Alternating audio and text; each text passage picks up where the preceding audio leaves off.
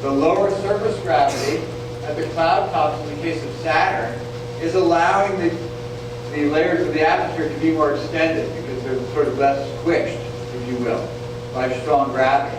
The layers are more squished when we look at Jupiter because its actual gravitational acceleration or force is about 2.5 times stronger. So the bottom line is that Jupiter's much larger mass is compressing the atmosphere, which actually allows us to see the two layers that have different chemical compositions, whereas we can't see to those deeper layers in the case of Saturn because the overall increased thickness of the atmosphere makes it hard for us to see down that far. So the colorful underlying layers are basically hidden in the case of Saturn's atmosphere. All right, now we saw in the case of Jupiter, when we looked at the temperature at the cloud top, if you remember, the actual temperature of the cloud tops on Jupiter is about 125 Kelvin, incredibly cold. But the expected equilibrium temperature at Jupiter's distance from the Sun is even colder, 105 Kelvin. And in the case of Jupiter, we deduced that the reason Jupiter is a little warmer than we expect is because it's actually still cooling off from the period when it formed and squeezed down. So Jupiter's heat of formation is still leaking out, and that's why Jupiter hasn't equilibrated yet. When we look at the cloud top temperature of Saturn, we see a temperature of about 97 Kelvin. That's actually, again, higher than the predicted equilibrium temperature at Saturn's distance from the Sun. Now, Saturn's much farther away, so its equilibrium temperature is even colder than Saturn's. It would be 73 Kelvin. But Saturn isn't anywhere near that temperature. It's up at 97 Kelvin. And if you do the math, the temperature ratio there, if you take the temperature ratio of 97 divided by 73, and you raise it to the fourth power, because we're talking about Stefan's law of black body radiation, you do that math on your calculator, you get the number about 3. So what that means is that the infrared radiation coming off Saturn is actually 3 times stronger than the solar heating coming down onto Saturn. Similar thing we saw in Jupiter, but the ratio was only 2 in the case of Jupiter. Here it's more severe. Saturn is actually radiating 3 times more energy than it's receiving from the Sun. Okay, so let's try to figure out what's going on in the case of Saturn.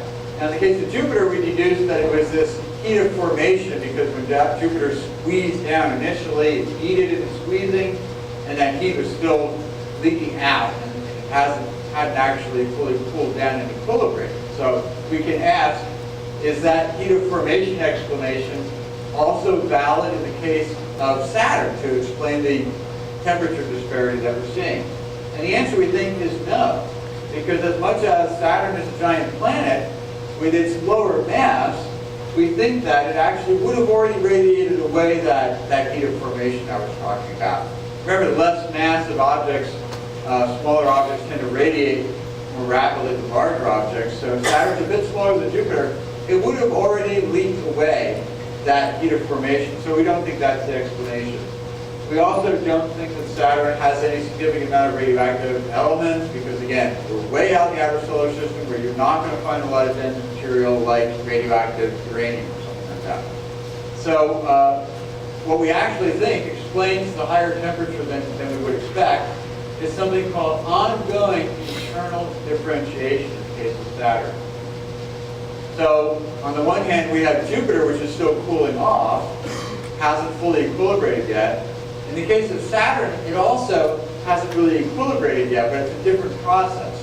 In the case of Saturn, what we think is happening is that at its distance from the Sun, the atmosphere is so cold that some of the helium gas, which is present in Saturn's atmosphere, is actually able to condense into liquid droplets of helium. Just like we see, of course, water vapor condense in Earth's atmosphere to form rain, right? It forms rain. The water drops. The reason rain drops through our atmosphere is because the liquid water density, 1 gram per cubic centimeter, is much more dense than the atmospheric gas on Earth. So of course it just falls right through Earth's atmosphere, right? Well, in the case of Saturn, we think that condensation of the helium gas to the liquid form creates dense droplets of helium that are much more dense than the surrounding gas. So just like with rain on Earth, it rains down through the atmosphere of Saturn. There's no solid surface down there for it to be rained on, so there's no real, probably no weather reports down there. We're expecting helium rain today or anything like that. But what actually happens is that the droplets move down deeper in the atmosphere, and eventually the energy that's in their motion is dissipated in friction as they merge with a denser layer farther down. So the net effect of this whole process of helium rain that we're talking about, it actually does two things. It explains two observations. Remember that we saw that there's less helium in the atmosphere of Saturn compared to the atmosphere of Jupiter. Remember I showed you the abundances, and there was actually less helium and more hydrogen in Saturn's atmosphere compared to Jupiter's.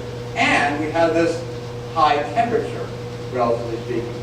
We think that the precipitation of the helium explains both those things, because as the helium precipitates and moves down, you're losing helium at the cloud top. It's actually condensing and going down to a deeper layer and disappearing. And by the way, there's no convective process here. It's a one-way process. The helium goes down. It doesn't really come back up again because there's no heat source that's capable of doing that. The helium rain phenomenon didn't happen on Jupiter because at Jupiter's distance from the sun is warm enough that helium won't condense. So this ongoing differentiation idea of the heating, again, an example of this is if you take a boulder and push it off the cliff and watch it crash down on the ground. Very popular, again, back in the mid-1980s before the internet was invented. Push a rock off the cliff and watch it fall down and then run down and take the temperature. And you find that it's a little warmer than it was when it left the top, because when the rock hits the ground, I mean, technically it has a certain amount of gravitational potential energy up there, but that gets converted into kinetic energy at the bottom, and of course it's moving real fast, hits the ground, and that kinetic energy is then converted into heat energy because there's nowhere else for it to go.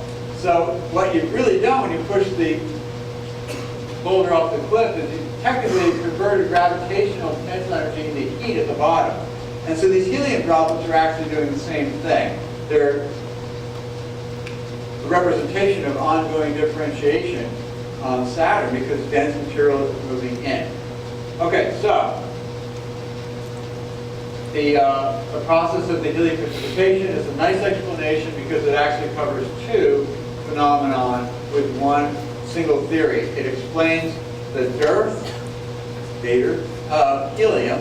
There's a little bit less helium in the atmosphere of Saturn, the cloud tops, compared to the cloud tops on Jupiter. And again, we think that this is explained by the helium rain phenomenon, which is transporting some of the atmospheric helium to deeper layers. And then we're also getting a heat source, which helps explain the higher than expected temperature at the cloud top. When you look at Jupiter, you do not see the same phenomenon occurring because at Jupiter's distance from the sun, it's warm enough that this atmospheric helium does not condense. So it just stays aloft in the atmosphere. And so the bottom line is that when we look at when we look at Jupiter, we're seeing a real primordial composition at the cloud tops because it hasn't been any funny business that's causing a change in that composition, which we are seeing in the case of Saturn. So when we look at Jupiter, we're seeing a composition that's actually very similar to the sun's composition. And we'll see that that actually turns out to be true. These proportions are very similar to the composition we see of the gases of the sun itself. But it's a little different on Saturn because of this helium precipitation. And again, that only occurs on Saturn because it's so far out that it's cold enough for the helium to condense. Okay, the interior structure of Saturn pretty well mirrors what we see when we look at Jupiter. There's a thick layer of molecular hydrogen, and then also a thick layer of metallic hydrogen. And again, some sort of rocky core, possibly even with some ice in there, with a radius larger than Earth's radius, about 3 times Earth's radius, 2 or 3 times Earth's radius. But overall, the density is lower than that of Jupiter's. And it's a metallic hydrogen layer where we think that the magnetic fields are being generated. So contrasting Saturn's interior with Jupiter's interior, we actually see a lot of similar properties, but in some ways Jupiter's is more extreme, with a temperature of 40,000 kelvins at the center versus a central temperature of around 8,000 kelvins. Oh, sorry. What are you given there? Yes. Here, about 15,000 kelvins versus 40,000 kelvins. So the interior of Jupiter is, of course, hotter, which is expected because of the higher mass.